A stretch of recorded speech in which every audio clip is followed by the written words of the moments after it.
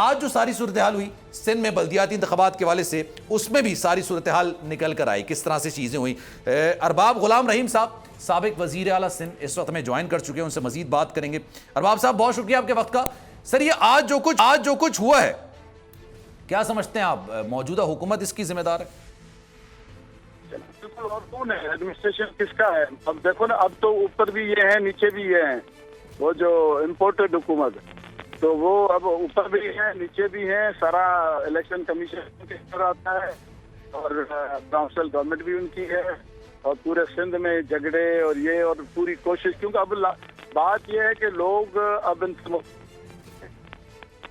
Sir हैं तो वो फिर जीतने के लिए दांधियां कर रहे हैं गवर्नमेंट को दें। तैमूर तालपुर साहब हमारे साथ मौजूद थे अभी थोड़ी देर पहले, शायद उनका कनेक्शन वीक हो गया, इस वजह से दोबारा बात नहीं हो पा रही है, लेकिन उन्होंने ये कहा कि जनाब जो हार रहे होते हैं ना वो ही इस तरह की धांधलियां करते हैं, इस तरह के एग्रेशन का इजहार करते हैं। हार तो वो रहे थे ना भाई, हो रहे थे, हमारे हक में आ रहा है, पास करके हमने 2 सीटें जीती हैं।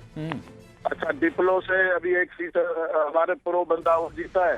इस तरह जो रिजल्ट आ रही है हमारे हक में, एक आपके चाचरे जी कड़ी पोलिंग हुई, उधर पीपल्स पार्टी ने सिर्फ 16 वोट लिए। अच्छा, हाँ, वो इंडिपेंडेंट आदमी ने 500 वोट लिए। तो हार हम रहे हैं वो रहे हैं। ये किसने आपको कहा? तैमूर तालपुर ने। तैमूर तालपुर तो बादशाह आदमी है ना, उसकी बात करते हैं। चले मान रहे हैं बादशाह आदमी है। अच्छा मुझे ये बताइए, फिर आपको तस्लीम है ना नताइज पे तो कोई एतराज वाले बादशाह वो आप समझ गए होंगे ना। अच्छा ये बताएं, नताइज तो फिर तस्लीम है ना, आप कहना हम जीत रहे हैं, कोई ऐसा मसला नहीं है, फिर कोई धांधली वांधली नहीं हुई? नहीं, देखिए नताइज आए हैं, नताइज अगर हम जीत भी गए ना तब भी हम उसको कहेंगे कि धांधली हुई है। तो धांधली ना होती तो इससे ज्यादा और जीते। अच्छा, तो अगर जीत भी जाएंगे तो धांधली तो हुई है, जो हुई है फैक्ट है, और उसके सबूत हैं। लोगों को चोटें लगी हैं, लोगों को मारा है, पोलिंग स्टेशनें उठाई हैं, वोट डाले हैं जबरदस्ती पोलिंग स्टेशनों के, धांधली तो हुई है। उसके बावजूद भी अगर ओवरवेलमिंग मेजॉरिटी से लोगों ने वोट दिया तो हम जीत भी जाएंगे। अच्छा चलें, जीत तो आप रहे हैं, लेकिन आप ये कह रहे हैं कि जनाब धांधली हुई है, तो फिर इस जो नताइज है इसको चैलेंज करेंगे? अब वक्त से पहले मैं नहीं कह रहा हूँ, ओवरऑल तो है, पर हमारी जो यूनियन काउंसिल थी, हमारे आबाई यूनियन काउंसिल वो और उसकी करीबी यूनियन काउंसिल तलोई जहाँ झगड़ा हुआ है, इन पे उन्होंने बिल्कुल कंसंट्रेट किया था, यहीं पे जो है ना वो झगड़े और ये सारा कुछ, क्योंकि वो देख रहे यहीं से अगर हार गए तो फिर बेइज्जती होगी, उधर ही करवा रहे थे सारा। वो असल में मेरा एक भतीजा पीपल्स पार्टी में गया, वो ही करवा रहा था। उसको ये होगी कि असद जरदारी साहब कहीं पूछे ना कि भाई हमने आपको स्पेशल असिस्टेंट बना दिया तो आप तो हार के आ गए हो, तो वो धांधलियां करवा रहे थे, पीछे मेरे उनके इंस्ट्रक्शंस भी हों। अच्छा, तो सर आप लोग इतना जो कॉन्फिडेंटली कहते हैं कि पाकिस्तान पीपल्स पार्टी इसके पीछे है, आपके पास सफिशिएंट एविडेंसेस मौजूद होते हैं इसके?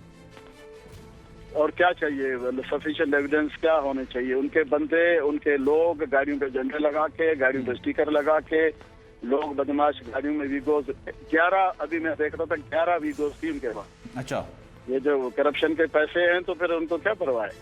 तो 11 वीगोस और उसमें बंदे और बदीन से बंदे मंगवाए हुए थे, तो और किसके ऊपर इल्जाम लगाए? मुझे बताना, हमारा मुकाबला तो उनसे था, तो आप क्या फिर मैं उस पे मोदी पे लगाऊं क्या, किस पे लगाऊं?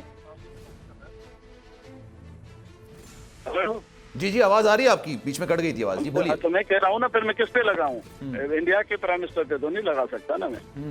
नहीं, इल्जाम लगाना हमारे बड़ा आसान होता है ना, उसको फिर अदालत में चैलेंज करना, उसके सबूत पेश करना मुश्किल हो जाता है। मैं बात ही नहीं कर रहा हूँ, अदालतों में यहाँ कुछ होता नहीं है, इलेक्शन ट्रिब्यूनल में कुछ होता नहीं है, इलेक्शन कमीशन में कुछ होता नहीं है। अच्छा, एक सबसे बड़ी अदालत है अल्लाह की अदालत, उसके बाद दूसरी अदालत है अवाम की, मैं उसकी बात कर रहा हूँ, अदालतों की बात मैं नहीं कर रहा हूँ। ठीक है, चलें sir, thank you so much for your time. Arbab Ghulam Rahim Sahab हमारे साथ मौजूद थे, बहुत शुक्रिया आपके वक्त का।